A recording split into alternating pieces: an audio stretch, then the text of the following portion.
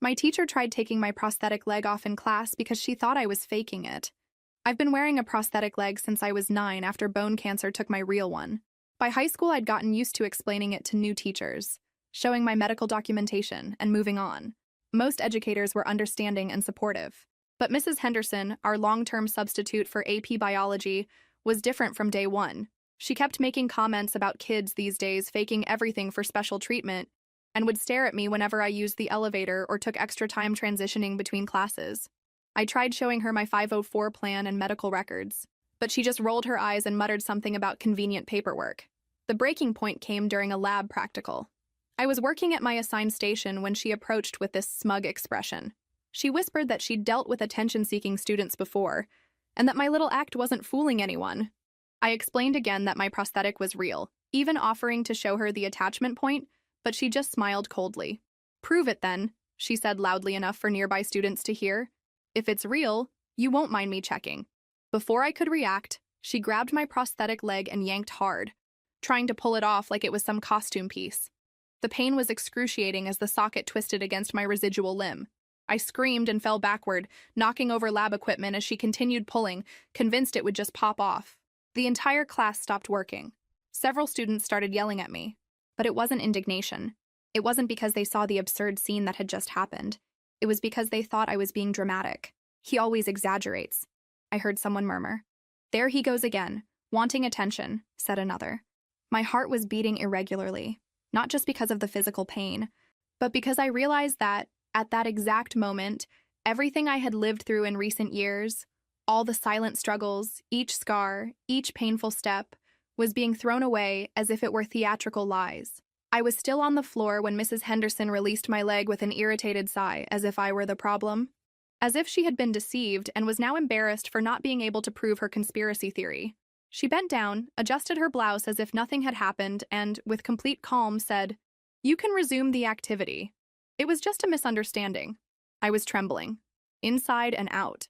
The pain in the prosthetic socket made me break out in cold sweat. But it was the hatred burning in my throat that prevented me from screaming. I stayed there on the floor, surrounded by broken test tubes and indifferent stares. No one came to help me. No one extended their hand. With effort, I got up limping and left the room without saying a word. I crossed the almost empty hallway to the infirmary, where the secretary just looked me up and down and said the nurse was on lunch break. I went home that day with the prosthetic poorly fitted, feeling sharp pain that made me stagger, but it was less than the pain of humiliation. I spent the night awake. I remembered the hospital, the days when I learned to walk again, the pitying looks in the corridors, the times when classmates laughed behind my back because my leg made a metallic click when I stepped. I remembered my mother crying and hiding, afraid of what would become of my future. And now an adult woman, an educator, had tried to forcibly remove my leg in front of 30 witnesses and no one did anything. The next day, I didn't go to school. Actually, I spent the entire day gathering everything I had. Copies of my 504 plan, medical reports, the letter from the orthopedist explaining the prosthetic model and type of socket. I searched for videos, records, everything that could serve as proof. That same afternoon, my mother came home from work and found me on the sofa with a folder full of documents in my lap. I told her everything, every detail. She listened in silence. She just moved her fingers nervously and breathed deeply with each new piece of information. When I finished, she got up slowly and said only, "Let's end this." The next morning, we were in the principal's office. The principal, Mrs. Mitchell, seemed not to know what to do. She looked from one paper to another, trying to maintain composure. When my mother demanded Mrs. Henderson's presence, the principal hesitated. "She's with a class now. I can call her after class ends." "No, you'll call her now. Or we're going straight to the press with this." The word press had the expected effect. 3 minutes later, Henderson entered the room as if nothing had happened. She sat in front of me and my mother with that same cold look crossing her arms. "If we're here because of that little misunderstanding, you tried to rip off my son's leg in the classroom," my mother said with frightening calm. "He has injuries to his stump. He'll need to adjust the prosthetic fitting and pay a private technician.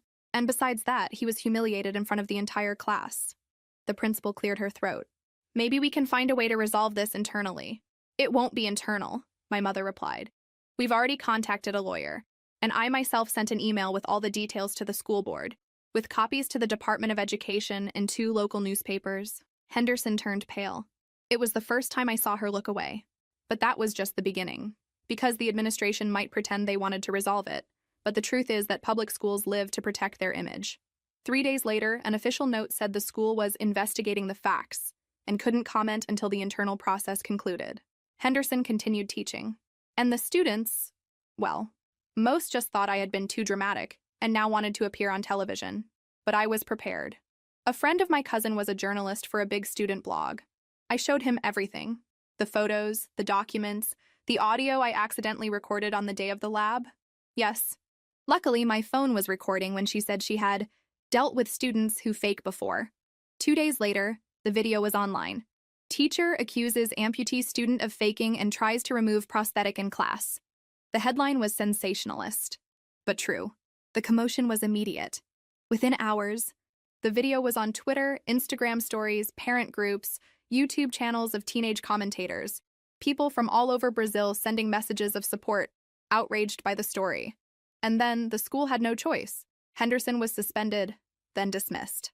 The principal tried to make a vague statement, saying the school doesn't condone discriminatory attitudes, but it was too late. Local media covered everything. I was invited for interviews, participated in a discussion about ableism, and my Instagram exploded with followers. But what really marked me wasn't the temporary fame. It was when a younger boy came up to me in the cafeteria and said, "Thank you for not letting her knock you down. I use an arm prosthetic and was afraid to go to PE class. Now I will." I smiled for the first time in weeks, because in the end, my cry was heard. But that was just the first part. The real revenge was still to come. The system fights back. As much as Mrs.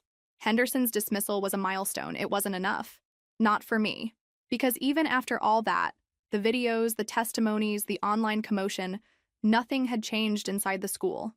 The sideways glances continued, the whispers in the hallways. And the worst part? Some teachers acted as if I were the problem.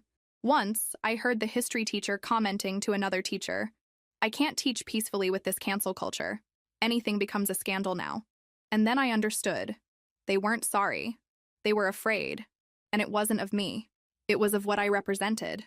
A student who dared to react, who dared to expose, who refused to accept the role of silent victim. And then I decided I wouldn't stop there. In the following months, I dove headfirst into student government, something I always thought was a waste of time, I confess. But I realized that, within school bureaucracy, that's where a lot of dirt is hidden, and also where we can poke the right wounds. I started by listening, interviewing classmates with disabilities, with learning disorders, students with ADHD, with dyslexia, autistic students. What did they go through? Who respected them? Which teachers mocked them? Who denied the right to extra time on tests? What I heard was revolting. There was a girl with epilepsy who was called possessed by a physics teacher. A boy with hearing impairment who sat in the back of the class because the teacher didn't want to shout. And the worst? They were all afraid to complain, afraid of becoming a joke, afraid of being transferred, afraid of becoming me. So I did what I knew how to do. I documented everything. I organized it into dossiers with names, dates, details. I built a support network with parents, alumni, and even former employees who sent me messages off the record. When I thought I had enough information, I filed a formal complaint against the school for systematic negligence against students with disabilities. Not just mine, but collective. A broad, heavy complaint with solid evidence. The administration tried to silence me. I was called to a meeting with 2 coordinators and the school psychologist. They said my obsession with justice was affecting the institutional climate. That's when I laughed, a dry laugh, full of choked fury. You're only bothered because you can't sweep this under the rug anymore. I'm the dust that came back and stuck to the floor. I left the room with my head held high. A few days later, the state prosecutor's office opened an inquiry. And then things started to crumble. The school became the target of an audit. One by one, the teachers mentioned in the report were questioned. Some went on medical leave. Others requested transfers. The principal? She was removed for omission. And suddenly, I was no longer the prosthetic leg boy. I was the name in the newspapers. The activist student? The guy who challenged the system and made the moldy walls of public education tremble. Of course, there were consequences. They tried to exclude me from everything. They cut me from the science fair, tried to prevent my candidacy for class speaker, but I had gone too far to back down, and the support outside school was growing. One Friday afternoon, I received an anonymous message on Instagram. It was a former colleague of Mrs. Henderson. She told me that what she did to me wasn't an isolated case. Years ago, she had been removed from another school after ridiculing a wheelchair-bound student during a presentation. She always escaped with a slap on the wrist. But now, finally, someone exposed her. I saved that screenshot with satisfaction. But there was still an open wound. The students who stayed silent. Those who saw her attack me and said nothing. Those who laughed. Those who murmured. Those who called me a liar. And that's where the most bitter part of this story comes in. Because revenge against the structure is one thing, but against people, that's personal. I started with a video, a rant. I recorded it with my phone, in my room. I told everything, no cuts, no filter. I talked about the pain, the humiliation, the loneliness, but mainly about the collective cowardice that makes monsters like Henderson possible. It wasn't just her. It was everyone who stayed silent while she tried to rip off my leg. It was those who laughed, who whispered, who called me a liar. You are accomplices. The video went viral, more than the first one. The school tried to control the damage, but it was too late. Students started to divide. Some supported me openly. Others wanted to cancel me for exposing classmates. But those who really knew they were wrong, they fell silent. And that silence was my greatest triumph, because shame is the only kind of justice that sticks to the soul. With each passing day, I gained more strength, more voice, more respect outside school than inside it. And the more I spoke, the more others stood up. It was as if my scar had lit up theirs. At the end of the year, I was invited to give a lecture at a state conference on school inclusion. The packed audience stood up to applaud me. I looked at the crowd, took a deep breath, and said, "My name is Kayo. I lost a leg at 9 years old, but I discovered that what really kills you inside is indifference. And that no one will ever take away from me again." But I still wasn't finished, because the biggest blow was still to come. The root of the problem. It wasn't about me anymore. I had already won, but there were so many others, invisible, suffocated, mocked in silence, who didn't have the same voice. And I knew exactly where we could hit hardest, at the root, at the rotten heart of the system. After my lecture, I received a message from Ana Luisa, a newly graduated prosecutor who had watched the live stream. She said she was moved by what she heard, that she was already following the school case and wanted to help open a public civil action. But it wouldn't be just against the school. It would be against the Department of Education for historical negligence with students with disabilities. This was no longer a complaint. It was a bomb. With the help of Ana Luisa and other young activist lawyers, we gathered data from 24 schools in the state public network. Cases like mine, and even worse. Students who were discreetly transferred after complaints. Teachers who requested resignation after suffering retaliation for trying to include special students. Schools without basic accessibility. We organized everything in a dossier with more than 400 pages. The action was filed with the Public Prosecutor's Office, with support from NGOs and a parliamentary front focused on inclusion. The newspapers covered it. The case was on the national news. The pressure increased so much that the Secretary of Education himself called me. He tried to be kind, political, polite. He wanted to schedule a meeting. I accepted. But I brought a hidden camera. For almost an hour, he tried to convince me to withdraw the action. He offered partnerships, pilot projects, a position as youth representative on the state council. I just listened. In the end, I thanked him and said, "Sir, what happened to me could have ended the life of any other student. I survived. But now it's the system that needs to survive what's coming." The recording aired that night. The reaction was an earthquake. The secretary was removed by public pressure. The state government created an emergency commission to reevaluate all inclusion protocols. And more, a new law began to be processed in the Legislative Assembly, inspired by my story, requiring mandatory annual training on ableism and disability rights for all state educators.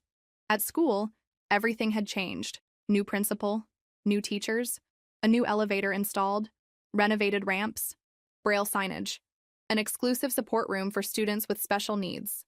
And of course, a new look at me. The boy they ignored became a project name, Kayo Space, Inclusion and Resilience Center. Funny how life's irony is relentless, because the same ones who saw me fall saw me rise. But something was missing. Henderson. I wanted to know what had happened to her. After a while, a former colleague of hers sent me a small news item from a local newspaper. Henderson had moved to another city, tried to teach again, but was rejected. The news said she had filed a lawsuit against the state claiming irreparable moral damages caused by my complaint. She lost the case and was ordered to pay court costs. She lives today away from teaching, caring for her sick mother, unable to enter any public or private classroom. In her name, there's a note in the Regional Education Council warning about inappropriate behavior with students. I read that news several times, with mixed feelings. On one hand, I felt a pang of pity. She had sunk herself, lost everything. But on the other, I remembered the pain in my amputated limb when she tried to remove the prosthetic, the dry sound of my fall, the muffled laughter of classmates, the complicit silence of the room. And then I understood that this wasn't cruelty. It was consequence. I didn't destroy her life. She did it herself. I was just the mirror. And now, years later, I look at the scar where a leg once existed, and I see a symbol, not of weakness, but of strength, of resistance, of everything I was forced to endure and everything I refused to become. The story isn't over yet, because there are thousands of Kayos out there, boys and girls with invisible marks fighting to be heard. And if my voice can make room for one more, then I'm not finished yet, because revenge is just the beginning. Justice is the path, beyond personal victory. After all this, you might think my life stabilized, that finally things settled, that the pain became past. But no, the fight continued, just in other formats, with other masks. Because when you expose a flawed system, it tries to swallow you again, but disguised as opportunity. In my last year of high school, I received invitations from various institutions. Some universities wanted me to speak at events. Others offered me partial scholarships as a way to show commitment to diversity. But I realized the game.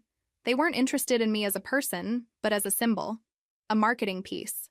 Our award-winning activist student, example of overcoming, icon of conscious youth. It looked nice on paper, but I knew the truth. It was as if they wanted to stick a label on my forehead and use my story to clean up their image. And the worst part? No one asked me if I was okay. No one wanted to know what I really wanted to study. It was always about the narrative, about the character Kaio. So I decided to disappear for a while. I refused interviews, deleted social media, declined awards. I used this time for myself, to discover what I wanted, away from the flashes, away from ready-made speeches. And it was in that silence that I found my next mission. One day, while researching inclusive universities, I discovered an internal document from one of the country's most renowned institutions. A PDF leaked accidentally in a public repository. It talked about minimum accommodations for students with disabilities, but the content was revolting. They talked about minimizing visual interference from wheelchairs at official events, positioning students with disabilities in the back of institutional photos, and avoiding prominence at graduations to not cause visual discomfort. Yes, you read that right. It was as if they were unwanted objects. Immediately, my blood boiled. I printed every page, assembled a new dossier, and reactivated my social media. This time, I was more strategic. I posted a direct video, unedited, reading excerpts from the document. I spoke calmly but firmly. And at the end, I looked at the camera and said, "It's no use building ramps if you still see us as unwanted steps." The internet exploded. Thousands of shares. Influencers, journalists, even politicians commenting. The university rector made a statement within 24 hours, but it was too late. The institution's image was ruined, and the case gained international repercussion. You know what's most ironic? After that, the same university tried to offer me a full scholarship with dormitory rights, living allowance, and a public letter of apology signed by the entire council. I refused. But I didn't just refuse. I read the letter, live, on a live stream, and tore it up sheet by sheet looking at the camera. Respect can't be bought, and dignity is not currency for exchange. I was called radical, ungrateful, arrogant, but I was also called brave. I received invitations to study abroad, people who offered to pay for my college, and then I realized my voice bothered because it was free, because I owed nothing to anyone, because my pain was real, and truths hurt. But nothing hurt as much as returning to school that last week before graduation. They had prepared a tribute, a video projected on the big screen with my photos, sad soundtrack, testimonials from classmates who pretended to care. Most didn't even look me in the face months before, but now, in front of everyone, they wanted to seem empathetic. The entire school clapping, as if they had been part of my journey. I stayed silent, just observing, until they called me to the stage. The principal, the new one, handed me a symbolic trophy and said, "Congratulations, Kaio. You are the pride of this school." I took the microphone, took a deep breath, and spoke. "Thank you. But no, I'm not the pride of this school. I'm living proof that it failed and needed to be exposed to start changing. I didn't graduate here. I survived here." The silence was absolute. No one knew where to hide their face. Some parents applauded. Others lowered their eyes. The principal smiled wryly, trying to disguise. I got off the stage and left before the cocktail, without taking photos with anyone. It wasn't about glory. It was about truth. And my truth had bothered everyone who pretended to care when it was already too late, because I was no longer just the boy with the mechanical leg. I was the scar they tried to hide, and now it was clearly visible. And there was still one last act, one last destination, one last name I hadn't forgotten: Mrs. Henderson's father, one of the jurors on the State Educational Ethics Board, he who silenced the original complaint, he who protected his daughter, he who wrote the opinion that said, "Without concrete evidence of misconduct, only pedagogical misunderstandings." I had discovered this months ago, but I was waiting for the right moment. And now, it would come. The final confrontation. I was waiting for the right moment. And it finally arrived. That State Educational Ethics Board would have a public meeting to present a new code of conduct, as a response to complaints of ableism and educational negligence. It would be broadcast live, open to civil society representatives. They wanted to appear modern, transparent, democratic. Little did they know I had already registered as a representative of the student movement for inclusion, and his name was there. Among the 7 board jurors, Oswaldo Henderson, father of the woman who tried to rip off my leg as if it were a toy and who now lived in oblivion, condemned by her own arrogance. On the morning of the event, I put on my prosthetic more carefully than ever. I wore my dark blazer, adjusted the microphone on my collar, and went with the certainty that this would be the day when all the muffled voices, including mine, would finally be heard face to face with the system that tried to silence them. The auditorium was packed. School representatives, journalists, teachers, politicians. A spectacle mounted to show that the state was redeeming itself. The broadcast already had thousands of viewers on social media. Oswaldo Henderson opened the proceedings with his always firm voice. A tall, gray-haired man, the type who fills the room with his presence. He used elaborate words, spoke about values, about humanistic pedagogy, about how one must love the student to educate them. The hypocrisy made me nauseous. My turn came.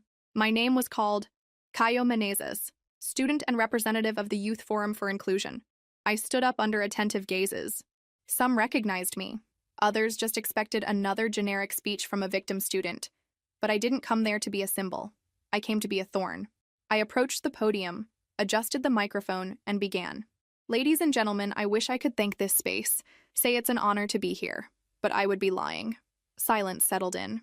I grew up learning that school was a safe place, until the day a teacher decided to prove my disability was a farce, by trying to rip off my leg in front of a full classroom. At that moment, no pedagogical value was remembered.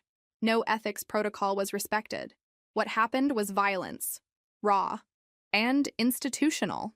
I saw Oswaldo shift in his chair. I continued. "But I'm not here to tell just my story. I'm here for all the others that no one heard, and for a truth you've avoided for too long." I opened the folder, took out a paper. It was the opinion signed by him, Oswaldo Henderson. This document, signed by one of the members of this board, was used to file away the complaint against teacher Maristella Henderson, even with audio evidence, witnesses, and bodily injury registered in a medical report. Murmurs arose.